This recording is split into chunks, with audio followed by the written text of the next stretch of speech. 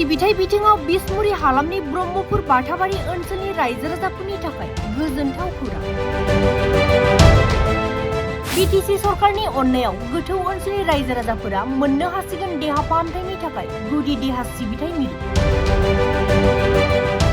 क'क्राझार जिल्लानि बिसमुरि हालामनि बाथाबारि ब्रह्मपुर आरो खाथि खाला गामिफोरनि थागिबि रायजो राजाफोरा मोननो हासिगोन साबसिन देहा सिबिथाय खाबु। रायजो राजाफोरनि देहा सिबिथायनि थाखाय ब्रह्मपारायाव गंसे बिसिना गोनां गुदि सावस्रि मिरु लुफुंनायनि थाखाय ब्रह्मपारायाव गायसनबाय अन्थाइ खाम्फा। क'क्राझार विधानसभा बियाबनि एमएलए सेउलि महिलारिनि नुजाथिनायाव अन्थाइ खाम्फाखौ बेखेवनानै होयो बिटिसिनि देहा बिफाननि मावफुं सोद्रोमा देरहासार बसुमतारिया। बे गुदि देहा फाहामथाय मिरुआ आबुङै लुफुंजानाय एबा बेखेवजानायनि उनाव ओनसोलनि गोबां गामिफोरनि थागिबि सुबुंफोरा गोजानाव थाङालासिनो देहा सिबिथायनि खाबुखौ मोननो हासिगोन। बे देहा फाहामथाय मिरुआव नांगौ बायदि डक्टर आरो नार्सफोर थिसननाय जागोन होननानै फोरमायो बिटिसिनि मावफुं सोद्रोमा देरहासार बसुमतारिया। क'क्राझारनि साहा बिसमुरि ओनसोलनि ब्रह्मपारा होननाय बे ओनसोला मोनसे भितोरिया मोनसे ओनसोल। बेवहाय चिकित्सा खालामनायनि बेबस्था गैयामोन। खुब खस्थ'यै बिथांमोना गोजानाव थांनानै हस्पिटालनि बे सुबिदाखौ लानांगौ जायोमोन। दा बेखौ नोजोर बोनानै देग्लायनि बे बोसोराव जोङो बिटिसि ओनसोलनि गुबुन गुबुन डिस्ट्रिक्टजों लोगोसे जोङो बेवहाय हस्पिटाल 10 बेडेड हस्पिटाल जों बानायनो थांगासिनो दङ आरो बे हस्पिटाला थाबैनो जाफुंसारगोन। आरो बे हस्पिटालाव सुबिदाया जाहैबाय 10टा बिसिनायाव दोननानै चिकित्सा खालामनो हानाय, बेमारि दोननानै चिकित्सा खालामनो हानाय आरो डक्टर्सफोर थागोन, नार्सफोर थागोन, जिएनएम नार्सफोर थागोन आरो जोंनि एएनएम थागोन। बेनिफ्राय जोंनि आशा कर्मिफोर आरो जोंनि एसडब्लिउफोर बेवहाय जयै चिकित्सानि बेबस्था खालामनाय जागोन। बेखिनि बेसेबां बाजेटजों लुफुंनायनि थाखाय लादों? बे माबाया हस्पिटाल गंसे मडेल एस्टिमेट मडेल बाजेट बे गंसे हस्पिटालाव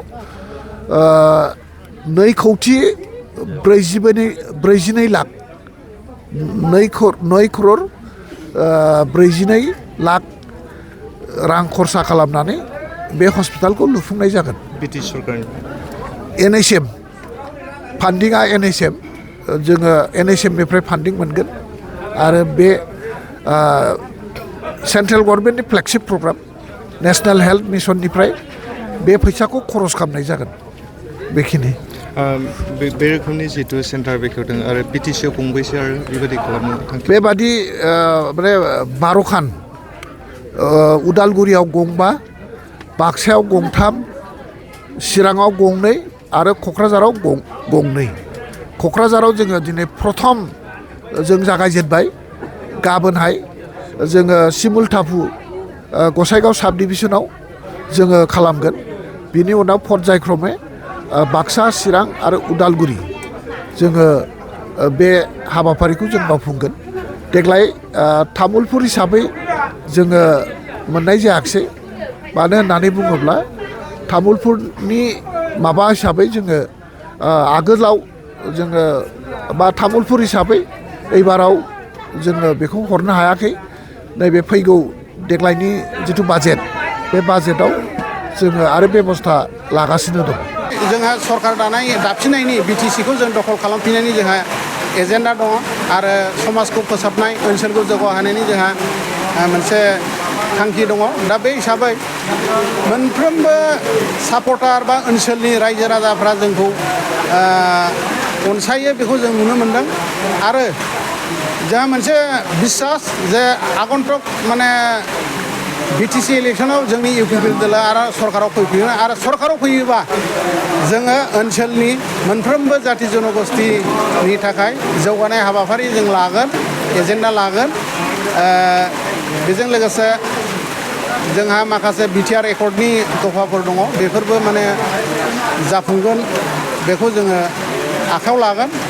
लोगोसे दानि सरकारखौबो आं खावलायहरनो लुबैयो, जोंनि बिटिआर एकर्डनि माखासे थालांनाय दफाफोर दङ, बेखौ मावफुंनायाव जाहाथे हाग्रामा महलारि बिथांमोना दायथ' लायो